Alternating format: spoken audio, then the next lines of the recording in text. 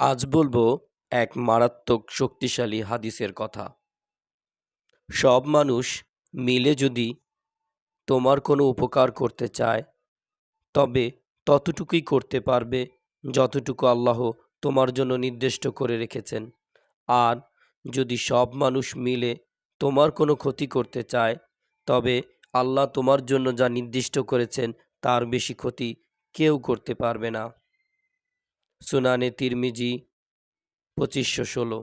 তাই সকল প্রকার বিপদ আপদে আল্লাহর উপর ভরসা করুন, কারণ আল্লাহ ছাড়া আমাদেরকে বিপদ আপদ থেকে উদ্ধার করার ক্ষমতা কারো নেই।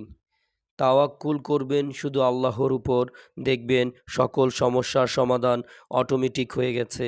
অন্য কারো কাছে বলার আগে আল্লাহকে বলুন, জায়নামাজ বিছিয়ে 2 রাকাত নামাজ পড়ে যত প্রকার অভাব অভিযোগ আছে তাকে বলুন।